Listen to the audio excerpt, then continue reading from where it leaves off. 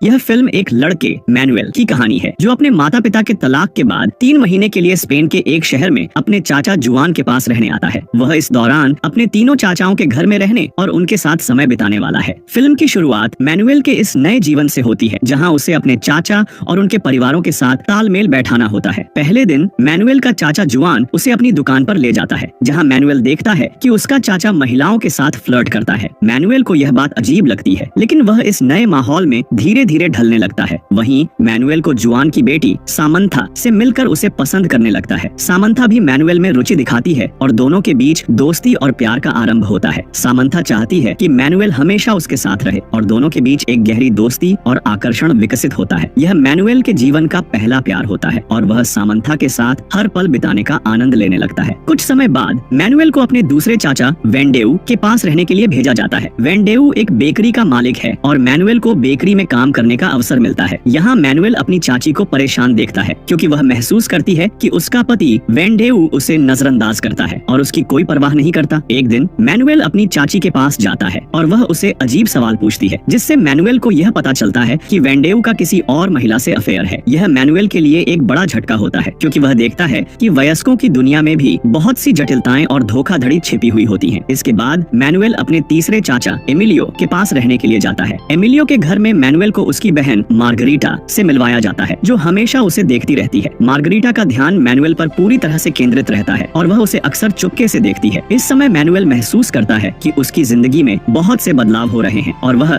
वयस्कता की ओर बढ़ रहा है। एक दिन मैनुएल को अपने पिता एंटोनियो का फोन आता है जिसमें उसे बताया जाता है कि अब वह और उसकी माँ इटली में रहने लगे हैं। यह सुनकर मैनुएल को दुख होता है क्योंकि वह सामंथा से बहुत प्यार करता है और वह नहीं चाहता कि दोनों अलग हों। सामंथा को भी यह बात सुनकर दुख होता है क्योंकि वह मैनुएल के साथ हमेशा रहना चाहती है। लेकिन मैनुएल को यह एहसास होता है कि चचेरे भाई बहन एक दूसरे से शादी नहीं कर सकते और इस वजह से उनका प्यार पूरी तरह से संभव नहीं हो सकता। इसके बाद मैनुएल लिसा से मिलता है जो उसे अपने प्रेम संबंध के बारे में बताती है। लिसा का रिश्ता गुप्त होता है क्योंकि वह चाहती है कि उसका परिवार उनके रिश्ते के बारे में न जाने। मैनुएल को यह समझ में आता है कि वयस्क दुनिया में रिश्ते और प्यार को लेकर बहुत से राज और जटिलताएं होती हैं जिनके बारे में बच्चों को अक्सर जानकारी नहीं होती। मैनुएल के दादा का एक सपना था कि वह मरने से पहले समुद्र देखे और मैनुएल उनका यह सपना पूरा करता है। लेकिन जैसे ही उसके दादा समुद्र देखते हैं उनका अचानक निधन हो जाता है। मैनुएल अपने दादा की मृत्यु से बहुत दुखी होता है और यह महसूस करता है कि जीवन बहुत अस्थिर और अनिश्चित है। मैनुएल को यह समझ में आता है कि उसके जीवन में सब कुछ बदलने वाला है। वह महसूस करता है कि अब सामंथा के साथ उसकी कहानी खत्म हो जाएगी क्योंकि वह अपने माता पिता के साथ वापस घर जा रहा है। इसके बाद मैनुएल को यह एहसास होता है कि वह अब किशोरावस्था में प्रवेश कर चुका है और उसे वयस्क दुनिया की जटिलताओं को समझना शुरू करना होगा। यह फिल्म मैनुएल की मासूमियत से वयस्कता की ओर बढ़ने की भावनात्मक यात्रा को दर्शाती है। इसमें यह दिखाया गया है कि बचपन और किशोरावस्था के बीच का समय कितना जटिल और परिवर्तनशील होता है। मैनुएल का स्पेन में बिताया गया समय उसकी जिंदगी के एक अहम मोड़ को दर्शाता है जहाँ वह वयस्कता की पहली सीढ़ी चढ़ता है और प्यार, रिश्तों और जीवन के जटिल पहलुओं को समझने लगता है। फिल्म बचपन की मासूमियत और वयस्कता के अनुभव के बीच के अंतर को बहुत सुंदर तरीके से पेश करती है और यह दर्शाती है कि हर बदलाव के साथ जीवन की नई चुनौतियां सामने आती हैं।